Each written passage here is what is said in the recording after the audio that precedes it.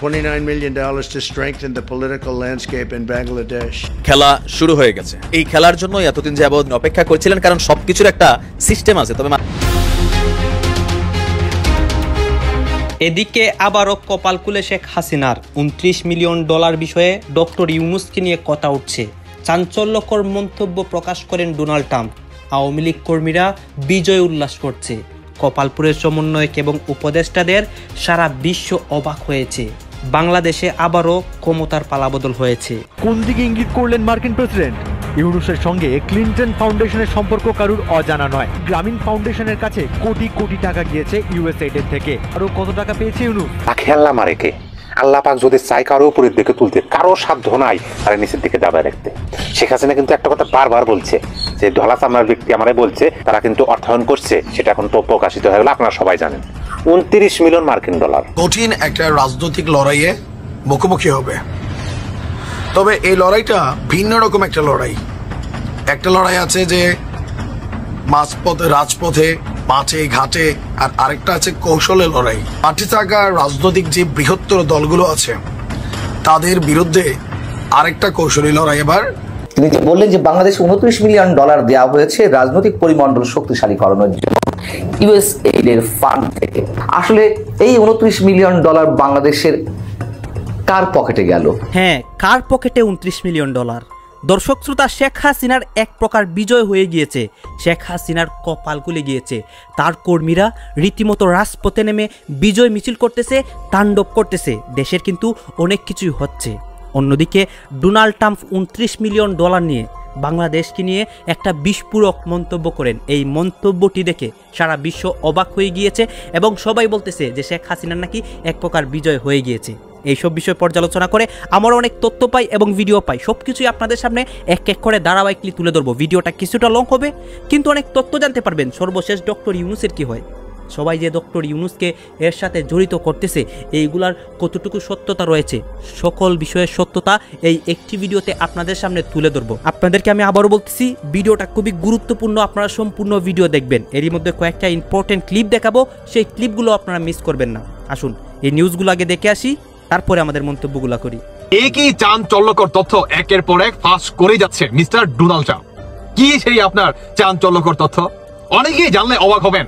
সেটি হচ্ছে $29 মিলিয়ন, যেটা নাকি আমাদের বাংলাদেশের টাকা যদি কনভার্ট করেন আপনার প্রায় 350 কোটি টাকারও অধিক। কল্পনা করতে পারেন, প্রায় 350 কোটি টাকারও অধিক আওয়ামী লীগের পতনের ক্ষেত্রে এই টাকাটা কি ইনভেস্ট করে। কে করে? আপনার আমেরিকা আমাদের বাংলাদেশের একটা এনজিও কোম্পানির হাতে। দর্শক বন্ধুরা, আপনারা একটু মনোযোগ দিয়ে শুনবেন। সেটি হচ্ছে মিস্টার ডোনাল্ড ট্রাম্প। তিনি বলেন যে আমেরিকার প্রাইডেন কিংবা আমেরিকা থেকে নির্ধারিত একটা গোষ্ঠী এই কাজটা করে আওয়ামী লীগের পতনের পিছনে, কিংবা বাংলাদেশের এত বড় একটা পলিটিক্যাল পার্টিকে পতনের পিছনে বাংলাদেশের একটা এনজিও কোম্পানির হাতে এই আপনার ইনভেস্টটা করে, যেটা নাকি আপনার আমেরিকান ডলার প্রায় $29 মিলিয়ন। আর মিস্টার ডোনাল্ড ট্রাম্প তিনি আরো বলেন বাংলাদেশের যে এনজিও কোম্পানিটা আছে এই কোম্পানির ওনার হচ্ছে মাত্র 2 জন। ইতিপূর্বে, একটু লক্ষ্য করে শুনবেন, ইতিপূর্বে এই এনজিও কোম্পানির যে ওনার আছে ওনাকে বাংলাদেশের মানুষ ওইভাবে মানে চিনতো কিন্তু ওইভাবে কেউ চিনতো না। কিন্তু এখন ওনাদের এই 2 জনকে খুব ভালোভাবে চেনে বাংলাদেশের প্রতিটি মানুষ। কল্পনা করতে পারেন আপনি তিনি কি বলছে? যে এনজিও কোম্পানি, অনেকে জানেন যে এনজিও কোম্পানিটা কে বা কার মাধ্যমে চালাচ্ছে কিংবা চলতেছে, আর এই এনজিও কোম্পানিটা কার, আমি এই প্রসঙ্গে একটু পরে আসতেছি। মিস্টার ডোনাল্ড ট্রাম্প তিনি আরো বলেন যে আমার আমেরিকা থেকে যে $29 মিলিয়ন বাংলাদেশের এত বড় একটা পলিটিক্যাল পার্টির আপনার পতনের পিছনে আপনার ইনভেস্ট করছে, এই টাকাটাকে আমি যেভাবেই পারি না কেন উদ্ধার অবশ্যই করব। ডোনাল্ড ট্রাম্প তিনি আরো বলে এই যে পলিটিক্যাল পার্টিটার যে পতন ঘটছে এইটারও দায়িত্ব দিছি আমি আপনার ভারতের নরেন্দ্র মোদীর হাতে, যে এটাকে আপনার তদন্ত করে বের করার জন্য যে এটার পিছনে বাংলাদেশ থেকে কতজন ছিল কিংবা ইন্ডিয়া থেকে আপনার কিছু জড়িত আছে কিনা। আপনি যদি দেখেন যে ডোনাল্ড ট্রাম্প তিনি একটা কথা বলছে যে আপনার এনজিও কোম্পানি, এবং এই এনজিও কোম্পানির ওনার হচ্ছে মাত্র 2 জন। বাংলাদেশের অনেক মানুষ ওনাকে চেনেন কিংবা অনেক মানুষ ওনাদেরকে চিনে না। তার আগে আপনাদেরকে আমি বলি বাংলাদেশের সাবেক প্রধানমন্ত্রী শেখ হাসিনার একটা কথা। শেখ হাসিনা কিন্তু তিনি বলছিল যে আমার দলের পতনের পিছনে কিংবা আমার দলের পতন চাচ্ছে আপনার আমেরিকার একটা নির্ধারিত একটা গোষ্ঠী। তারা আমাদের বাংলাদেশের কোনো একটা এনজিওর হাতে সম্ভবত তিনি বলে যে কোনো একটা এনজিওর হাতে সম্ভবত আপনার অনেক টাকা কিংবা অনেক ডলার প্রতিনিয়ত লেনদেন হচ্ছে এবং বাংলাদেশে একটা জঙ্গি হামলার কি চেষ্টা চালাচ্ছে, এটাকে আমাদেরকে তদন্ত করে বের করতে হবে। আপনার সাবেক প্রধানমন্ত্রী শেখ হাসিনা তিনি কিন্তু বিষয়টা ঠিকই কি ধরতে পারছে, কিন্তু আসলে আওয়ামী লীগের, ছাত্রলীগ, যুবলীগ এরা কিন্তু ব্যর্থ হয়ে যায়, কিংবা বাংলাদেশের পুলিশ প্রশাসন যে আছে টোটালি ভাই ব্যর্থ হয়ে যায়। আপনি ভাবতে পারেন 350 কোটি টাকারও বেশি এই আওয়ামী লীগের পতনের পিছনে ইনভেস্ট করছে। তারা আরো ইনভেস্ট করতো, কিন্তু এই ডোনাল্ড ট্রাম্প এটাকে আটকাই দেয়। এখন অনেকেই বলতে পারেন যে তুষার ভাই এটা আসলে প্রমাণ কি যে আমাদের বাংলাদেশে আসছে? ডোনাল্ড ট্রাম্প কিন্তু বলছে যে একটা এনজিও কোম্পানি, আর এই এনজিও কোম্পানিটা আবার চালায় কে? বলেন, এনজিও কোম্পানিটা চালায় কে? জানেন না আপনারা এনজিও কোম্পানিটা কে চালায়? এখন কি আমার নিজের মুখ দিয়ে বলতে হবে যে এই এনজিও কোম্পানিটা কে চালায়, কিংবা এই এনজিও কোম্পানি থেকে টাকাটা কোথায় গেছে? হ্যাঁ, আমাদের বাংলাদেশে এমন একটা এনজিও কোম্পানি আছে, আমি নাম বলতেছি না, এমন একটা এনজিও কোম্পানি আছে যে কোম্পানি আপনার এজেন্ট বাংলাদেশের প্রতিটি জায়গায় মনে করেন বর্তমান কি বলে ছড়িয়ে দেওয়ার চেষ্টা চালাচ্ছে। এমন একটা এনজিও কোম্পানি আছে, বাকিটা আপনারা বুঝে নিতে পারেন। আপনাদের আশা করি এতটুকু বুঝার সক্ষমতা আপনাদের আছে, আমি আশা করি, আই হোপ। এখন আসুন, আপনার বহির্বিশ্বে থেকে যে বা যারা নাকি আমাদের বাংলাদেশটাকে অস্থিতিশীল করার চেষ্টা চালাচ্ছে এই 350 কোটি টাকার পিছনে, তারা কেন এখন পর্যন্ত কোনো কথা বলতেছে না? বলেন, কেন কোনো কথা বলতেছে? কিংবা আমাদের বাংলাদেশের আপনার এই অতীত চ্যাংরা উপদেষ্টা বা সমন্বয়ক যে আছে না, কালা পাঠা আর হচ্ছে আপনার এই সার্জিস মির জাফররা, এরা কেন কথা বলতেছে না? বলেন তো ভাই, যে আমেরিকা আমাদের বাংলাদেশের উপরে 350 কোটি টাকা আপনার 29 মিলিয়ন ডলারের একটা এত বড় একটা দায়ভার চাপিয়ে দিবে, আর এটার বিপরীতে আমাদের সরকার থেকে কিংবা উপদেষ্টা বা সমন্বয়ক থেকে বর্তমান এরাই তো দেশ চালাইতেছে, তাই না? তাহলে এরা কেন কোনো প্রতিবাদ জানাচ্ছে না? বলেন তো ভাই। কারণ বাংলাদেশে আপনার এদের বিরুদ্ধে যদি আপনি কি বলে সুয়ের একটা মাথার সমান কথা আপনি যদি মিস্টেক করেন, তাহলে কি সাথে সাথে আপনার সরকার থেকে এই উত্তরটা না আসলেও আপনার অতীত চ্যাংরা যে সমন্বয়করা যারা নাকি বর্তমান বাংলাদেশের কি ঘটবে এরা হচ্ছে সিদ্ধান্ত দিয়ে দেয়, তাই না? এরা কেন এখন পর্যন্ত চুপ? বলেন তো ভাই, বলেন আমার কাছে। আমার এই প্রশ্নটা আপনার কাছে রাখলাম আমি, কেন এখন পর্যন্ত চুপ? কিংবা এই পিনাকি, ইলিয়াস এরা কেন চুপ? বলেন। অন্তত আর কেউ পারুক আর না পারুক, অন্তত আপনার এই পিনাকি কিন্তু এই বিষয়টা না কিন্তু আপনার ভিডিও করতে পারতো, যে আমেরিকা যে বললো আমাদের বাংলাদেশ একটা এনজিও কোম্পানির হাতে 29 মিলিয়ন ডলার আপনার করছে, ইনভেস্ট করছে আপনার এত বড় একটা পলিটিক্যাল পার্টি আওয়ামী লীগের পতনের ক্ষেত্রে, এটা আসলে কতটুকু সত্য? কেন ভিডিও করতেছে না বলেন তো ভাই? মিস্টার ডোনাল্ড ট্রাম্প তিনি কিন্তু নিজের মুখ থেকে বলে যে আমাদের বাংলাদেশের আপনার আওয়ামী লীগের কিংবা এত বড় একটা পলিটিক্যাল পার্টির আপনার পতনের পিছনে আমেরিকার যে ব্রাইডেন কিংবা নির্ধারিত একটা গোষ্ঠী আছে, এবং আমাদের বাংলাদেশের একটা এনজিও কোম্পানির হাতে এই টাকাটা গেছে, সরাসরি টাকা যায় না, একটা চেক গেছে। আপনি কল্পনা করতে পারেন মিস্টার ডোনাল্ড ট্রাম্প তিনি কিন্তু আরো একটা কথা বলে মজা করে যে এই কোম্পানির হাতে নাকি এতগুলা টাকা গেল, তার ছবি তো বাংলাদেশের গণমাধ্যমে আসার কথা, বাংলাদেশের গণমাধ্যমগুলো কি করতেছে, কিংবা বড় কোনো ম্যাগাজিনে তাদের ছবি তো ছাপার কথা কিংবা তুলে ধরার কথা, কেন এখন পর্যন্ত এটা আসতেছে না? তিনি কিন্তু দুঃখ করে বলে। অবস্থা দৃষ্টে মনে হচ্ছে শেখ হাসিনা এবং তার সাঙ্গপাঙ্গদের হাতে তাদের প্রেসিডেন্ট ডোনাল্ড ট্রাম্প একটা অস্ত্র তুলে দিয়েছেন। হ্যাঁ, ডোনাল্ড ট্রাম্পকে তারা এখন প্রেসিডেন্ট মানেন বলেই মনে হয়। তাদের একজন প্রধানমন্ত্রী আছে, নরেন্দ্র মোদী, একটা প্রেসিডেন্টও তারা সাম্প্রতিক সময়ে পেয়েছেন, এবং এই প্রধানমন্ত্রী এবং প্রেসিডেন্ট মিলে ডক্টর ইউনূসের সরকারকে ঝেঁটিয়ে বিদায় করবেন বা ভবিষ্যতে সরকারকে ঝেঁটিয়ে বিদায় করে তারা দেশে ক্ষমতা দখল করবেন, এসব খোয়াব টপ দেখছেন। যাই হোক, ডোনাল্ড ট্রাম্প বাংলাদেশে গণতন্ত্র শক্তিশালীকরণের নামে একটা ফান্ড নিয়ে কিছু মন্তব্য করেছেন, সেটা নিয়ে মনে হচ্ছে তাদের বিরাট ঈদ লাগছে। আমি দেখছি অনেকেই ফেসবুকে লিখছে, তাকে ট্যাগ করছে, তাকে প্রশ্ন করছে 29 মিলিয়ন ডলার, যেটা টাকার অঙ্কে 350 কোটি টাকার মতো, সেটার কে কত পেলো? ইভেন আমি আমার মন্তব্যেও দেখছি আমি কিছু পেয়েছি কিনা, পেলে কত পেয়েছি, কেউ খুব কনফিডেন্টলি বলছেন পেয়েছি, কত পেয়েছি, ইত্যাদি ইত্যাদি। একটা জিনিস আমরা আগে এই অ্যানালিসিসে ঢোকার আগে একটা প্রশ্ন যদি আমরা করে রাখি, আচ্ছা, আমেরিকা যদি টাকা খরচ করে শেখ হাসিনা সরকারকে পতনের জন্য সাহায্য করে থাকে, যে মুভমেন্ট আছে সেটাকে এনার্জাইজ করতে চায়, কার আপত্তি ছিল শেখ হাসিনা এবং তার হালুয়া রুটি খাওয়া লোকদের বাইরে? কারো কোনো আপত্তি ছিল না। কারণ আমেরিকা যখন নানান পদক্ষেপ নিচ্ছিল 2022-এর শেষ থেকে, র্যাবের পরে স্যাংশন, এরপর ভিসা পলিসি ঘোষণা সহ নানান রকম চাপ তারা তৈরি করছিল বিভিন্ন সময়ে, বিভিন্ন পর্যায়ে, প্রত্যেকে দ্ব্যর্থহীনভাবে সমর্থন করেছে শেখ হাসিনার হালুয়া রুটি খাওয়া লোকজন ছাড়া। তো সুতরাং এটা বলে তারা কি অর্জন করছে আমি আসলে জানি না। যাই হোক, তারপরও ট্রাম্পের এই উক্তিটা নিয়ে একটু কথা বলা দরকার। আসলে ঘটনা যেটা হয়েছে সেটা হলো, আমরা জানি যে ট্রাম্প একটা নতুন এক্সিকিউটিভ অর্ডার দিয়ে একটা প্রতিষ্ঠান তৈরি করেছেন, DOGE।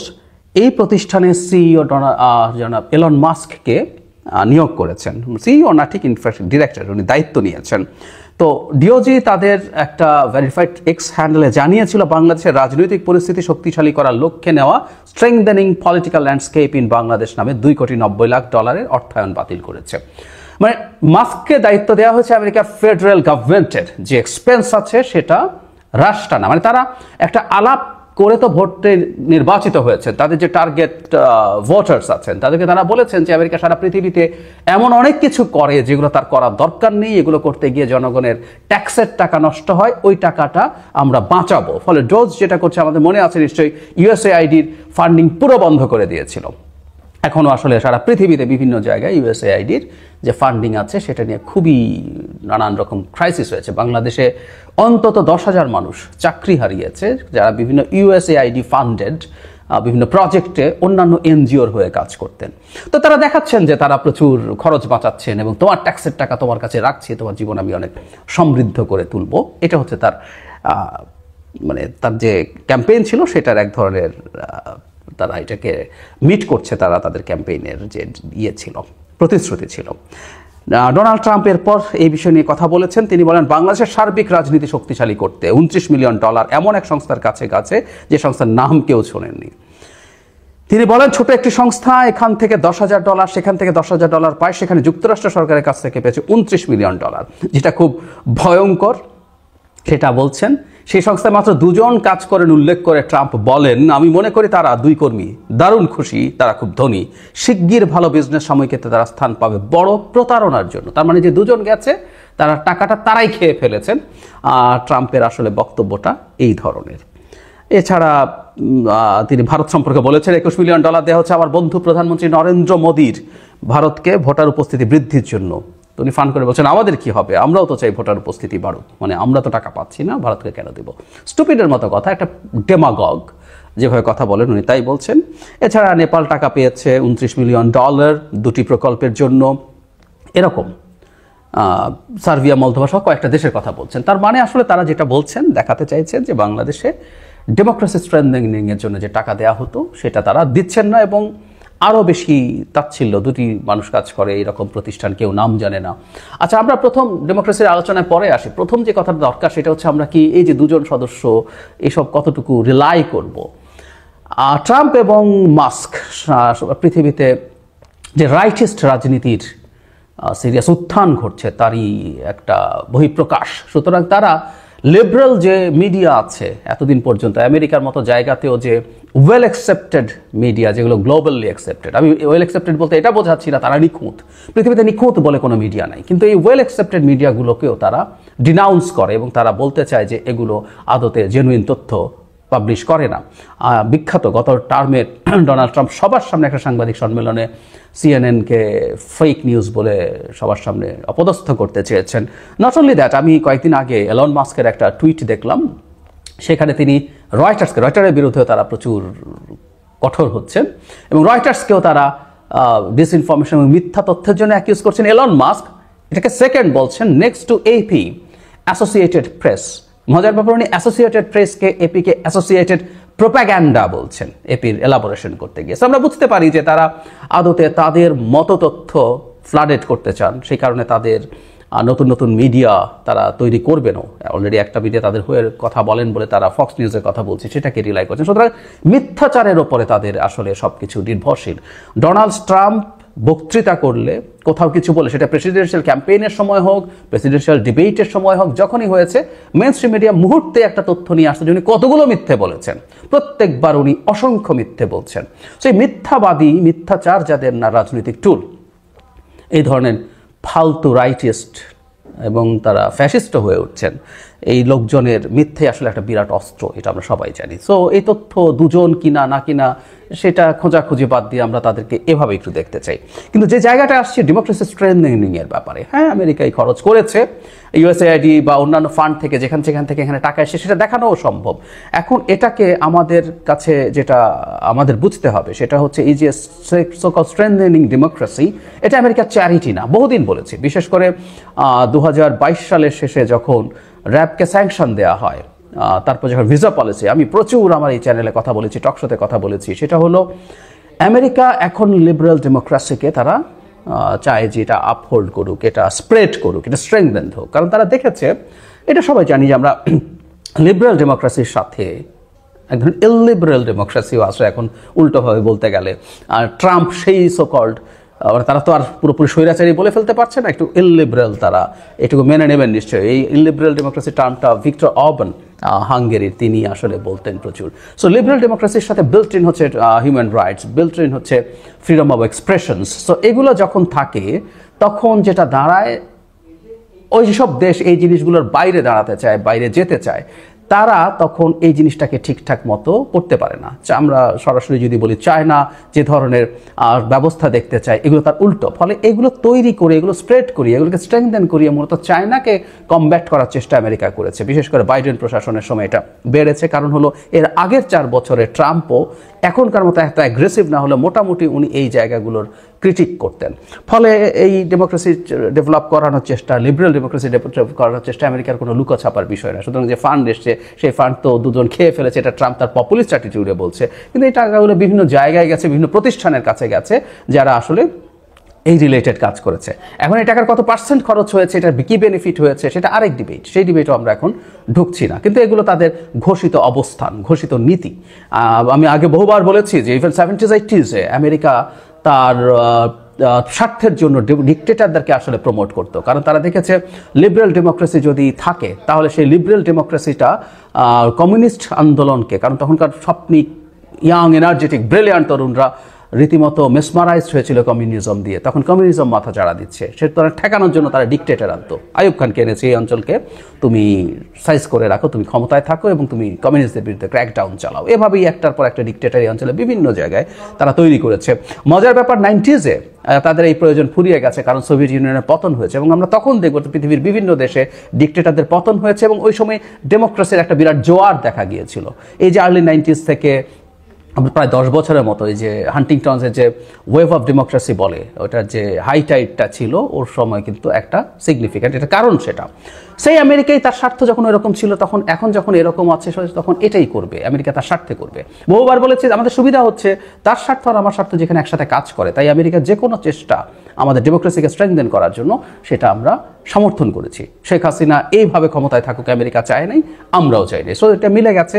আমেরিকার ওই জিনিসগুলো আমাদের নিজস্ব চেষ্টা, আমাদের নিজস্ব মুভমেন্টকে স্ট্রেংথেন করবে, মানে তারা ক্যাটালাইজ করবে, সেই জন্য আমরা সেটাকে ওয়েলকাম করেছি। কোনোদিন মনে করি নাই যে আমেরিকাই সরকার ফেলে দেবে, আমি অন্তত মনে করি নাই, বলিনি, বলেছি আমাদের সাহায্য করবে আমাদের মুভমেন্টকে, সেটাকে আমরা মানে সিরিয়াসলি এটাকে সাপোর্ট করি নেই। সুতরাং ওর জন্য ফান্ডিং আছে, এটা সমস্যার কিছু নাই। এখন যেটা হয়েছে, তারা তাদের ডোমেস্টিক ভোটারকে দেখাতে চাইছে যে দেখো আমরা এই খরচগুলো করবো না, কি দরকার আমার এগুলো করার। বিশেষ করে তার যে টার্গেট পিপল সেটা হচ্ছে white, less educated, rural Americans, তাদেরকে তারা এই জিনিসটা দেখাতে চেয়েছে, জানাতে চেয়েছে। এবং এসব যত এভাবে দেখাতে পারবে, দেখো 2জন মাত্র মানুষ আছে ওখানে গিয়ে টাকা গিয়ে ওরা খেয়ে ফেলেছে, ওদের স্ট্যান্ডার্ডেও, সাধারণ মানুষের স্ট্যান্ডার্ডেও প্রায় $3 মিলিয়ন, $30 মিলিয়ন খুব ছোট অঙ্ক না, তারা সেটা দেখিয়ে বিরাট বাহবা পেতে পারে। দেখো এভাবে আমি তোমার খরচ কমাচ্ছি, আগের যে সরকার ছিল সে এটা খরচ করতো, আমরা সেটা কমিয়ে তোমাকে ভালো রাখবো। এবং আমি মনে করি ভবিষ্যতে এই রিপাবলিকানদের রাজনীতি কিন্তু এই পথে যাবে। এটা কিন্তু আবার বলছে ট্রাম্পের কথা, এরা রিপাবলিকানরা কিন্তু এভাবে ভেবেছে নট নেসেসারিলি। IRI বলে যে প্রতিষ্ঠানের কথা USAID প্রসঙ্গে বলা হয়েছে আমেরিকাতেই, সেখানে কিন্তু বাংলাদেশে তারা কিভাবে শেখ হাসিনার বিরুদ্ধে কাজ করেছে সেটা বলেছে। এটা তো রিপাবলিকানদের অর্গানাইজেশন। এই IRI CRIর সাথে কাজ করেছে, CRI IRIকে এন্ডোর্স করছে, এরকম নিউজ আমাদের সামনে আছে। নট অনলি দ্যাট, 18 সালের নির্বাচনের আগে তারা একটা সার্ভে করে শেখ হাসিনার অ্যাপ্রুভাল রেটিং 70 বা তারও বেশি দেখাচ্ছে। আওয়ামী লীগের সমালোচনা আছে, কিন্তু শেখ হাসিনার বিরাট সমর্থন আছে। এগুলো তো আমরা দেখেছি যে তিনি উদ্ধারকর্তা, বাংলাদেশে যে বয়ান সেই আইআরআই বাংলাদেশে করেছে। তো সুতরাং এই ঘটনাগুলো আসলে ক্রমাগত ঘটে গেছে, কিন্তু এই ট্রাম্পের প্রশাসন এসে এগুলো থেকে সরিয়ে আনবে এবং শর্ট টার্মে একটা বেনিফিটও দেখাতে পারবে। বিভিন্ন জায়গার এক্সপেন্স যখন কমিয়ে ফেলবে, মানুষকে দেখাতে পারবে দেখো আমি এটা কমিয়ে ফেলে এত ভালো কিছু করেছি। এবং আমি অনুমান করি, অনেকেও অনুমান করেন, মাস্ক পরবর্তী প্রেসিডেন্ট নির্বাচনের জন্য যেতে পারেন, কারণ ট্রাম্পের এটাই সেকেন্ড টার্ম, শেষ টার্ম। মাস্ক আসবেন এবং মাস্কও একই পথের মানুষ, এবং উনি এইভাবেই আসলে তার ভবিষ্যতে তার যে ভোটার তার মধ্যে জায়গা তৈরি করছেন। শর্ট টার্মে এটা হতেই পারে, বিভিন্ন জায়গায় যে খরচ হচ্ছে এগুলোকে ব্যয় হিসাবে দেখানো, এগুলো আসলে কোনোটা ব্যয় না, এগুলো প্রত্যেকটা আমেরিকান ইন্টারেস্ট। আমেরিকা কোনো স্টুপিড দেশ না, সে বিভিন্ন দেশে এই নামে যেসব টাকা পয়সা দিয়েছে সেটা তার হেজিমনি, তার কোনো ক্ষেত্রে কালচারাল হেজিমনির জন্য, কোনো ক্ষেত্রে আজার হেজিমনি এনশিওর করার জন্য আসলে সেই টাকা পয়সাগুলো খরচ করতে চেয়েছে, করেছে। এটার বেনিফিট লং টার্মে আসতে থাকে। এভাবেই আমেরিকা আসলে পৃথিবীকে তার ওয়ার্ল্ড অর্ডারটা নিশ্চিত করতে পেরেছে। এখন আমেরিকা সরিয়ে নিল, এগুলো খরচ কম করলো, অ্যাপারেন্টলি আমেরিকানদের কিছু সুবিধা হলো, এগুলো হতে পারে, কিন্তু লং টার্মে আসলে ভালো কিছু হবে না। কারণ আমেরিকা গ্লোবাল হেজিমনি রাখতে চেয়েছে তার আইদার স্ট্র্যাটেজিক আর ইকোনমিক ইন্টারেস্টের জন্য, দুটোর একটা। সুতরাং এই ইনভেস্টমেন্টগুলো তাকে বড় স্কেলে আবার ফেরতও দিয়েছে প্রচুর কিছু, সেই জিনিসগুলো নাই। সুতরাং ট্রাম্প তার 4 বছরে জনপ্রিয় থেকে যাবেন, এরপর ইভেন মাস্কও ইলেক্টেড হয়ে যেতে পারেন এসবের কারণে। তারপর এগুলোর প্রভাব যখন পড়তে থাকবে আর একটু লম্বা সময় পর। ডক্টর ইউনূস সরকারের 6.5 মাসের মাথায় এসে আমাদের সেনাপ্রধান আসলে কি ভাবছেন? তিনি কি সরকার পরিবর্তনের কোনো ভাবনা ভাবছেন, অথবা সরকারের বিশেষ বিশেষ গুরুত্বপূর্ণ পদগুলোতে বিশেষ পরিবর্তন আনার বিশেষ কোনো চিন্তা ভাবনা করছেন? এরকম প্রশ্ন নিঃসন্দেহে আমাদের অনেকের মধ্যে রয়েছে। এবং যখন যে মুহূর্তে দেশে ডাকাতি, সন্ত্রাস, চাঁদাবাজি, ধর্ষণ ব্যাপক আকারে বেড়েছে, সেই জায়গা থেকে এমন প্রশ্ন আসতেই পারে। এবং সেগুলোকে সামনে নিয়ে এসে ভারতের একটি গণমাধ্যম দ্য ফেডারেলে একটি লেখা প্রকাশিত হয়েছে। লেখাটি লিখেছেন ভারতের প্রখ্যাত সাংবাদিক, বিবিসিতে যিনি কাজ করেছেন দীর্ঘদিন, সাংবাদিক সুবীর ভৌমিক, যাকে আমরা অনেকেই প্রো আওয়ামী লীগ সাংবাদিক হিসেবে ট্রিট করে থাকি।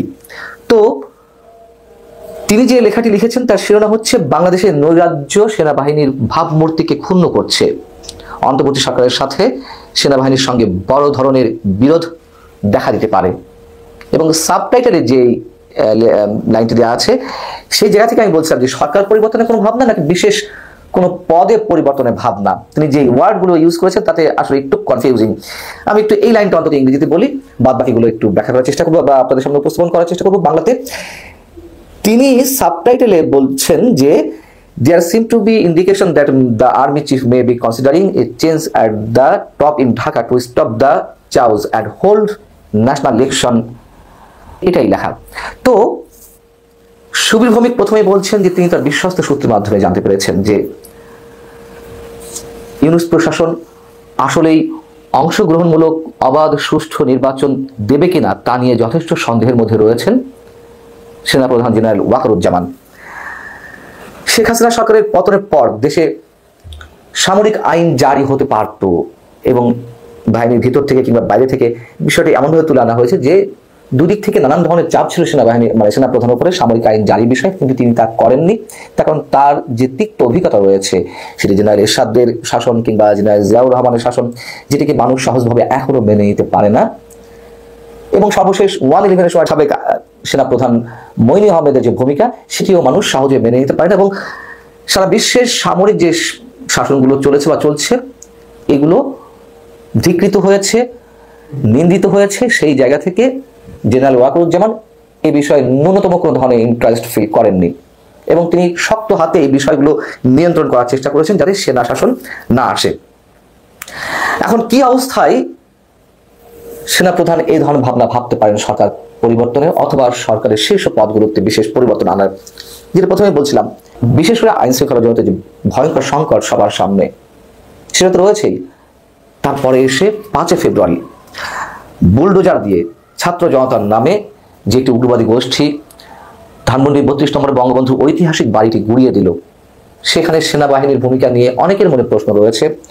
সেনাবাহিনীর কিছু সদস্য এখানে গিয়েছিলেন, তারা মাথা নত করে চলে এলেন, চুপচাপ চলে এলেন বা নীরব দর্শকের ভূমিকা পালন করছিলেন। কেন নীরব দর্শকের ভূমিকা পালন করছিলেন? তারা কি ইচ্ছা করলে বাধা দিতে পারতো না? এরকম অনেক প্রশ্ন মানুষের মধ্যে রয়েছে, সেই বিষয়টি এখানে তুলে আনা হয়েছে যে এটির কারণে সাধারণ মানুষের যে সেনাবাহিনীর প্রতি তুমুল একটা আস্থা, যে কোনো অবস্থায় যে কোনো বিশৃঙ্খল পরিস্থিতি থেকে দেশকে উদ্ধার করতে সক্ষম বাংলাদেশ সেনাবাহিনী, সেই বিশ্বাসের জায়গাটিতে চির ধরেছে। সেনাবাহিনীর সম্পর্কে মানুষের আস্থা দুর্বল হয়ে উঠেছে এবং জাতিসংঘের বিষয়ে কেউ কেউ প্রশ্ন তুলেছেন বা প্রশ্ন তুলছেন, যেখানে নিজের দেশের এই ধরনের অরাজকতা সেনাবাহিনী প্রতিরোধ করতে পারে না, সেখানে জাতিসংঘের শান্তিরক্ষী মিশনে আমাদের সেনা সদস্যরা কতটা শান্তি রক্ষা করতে পারেন, এই প্রশ্ন অনেকে মনে উঠেছে। সেই জায়গাটি এনে এখানে বলা হচ্ছে যে জেনারেল ওয়াকারুজ্জামান শুধু যে প্রতিশ্রুতি দিয়েছিলেন শেখ হাসিনা সরকার পতনের পরে 5 আগস্ট তিনি তার উপর আস্থা রাখতে বলেছিলেন এবং তিনি যত দ্রুত সম্ভব দেশকে একটা গণতান্ত্রিক অবস্থায় ফিরিয়ে দিতে অঙ্গীকারবদ্ধ হয়েছিলেন, মানুষের কাছে তিনি কমিটেড ছিলেন, সেটি তিনি পুনরুদ্ধার করতে চান। এবং তিনি যখন বুঝতে পেরেছেন, এই লেখাটিতে বলা হচ্ছে যে ডক্টর মোহাম্মদ ইউনূস আসলে খুব দ্রুত নির্বাচন দিতে চান না, তিনি সংস্কারের নামে দীর্ঘ সময় নিতে চান, এটি তাকে অস্বস্তির মধ্যে ফেলেছে। এই অস্বস্তির জায়গা থেকে গত সেপ্টেম্বরে তিনি যখন যুক্তরাষ্ট্রে অবস্থান করছিলেন, আন্তর্জাতিক গণমাধ্যম রয়টার্সকে তিনি বলেছিলেন যে 2025-এর ডিসেম্বরের মধ্যে নির্বাচন হতে পারে। সুবিভূমিকে বলছেন হয়তো সেই অস্বস্তি থেকে তিনি এই কথাগুলো বলেছিলেন।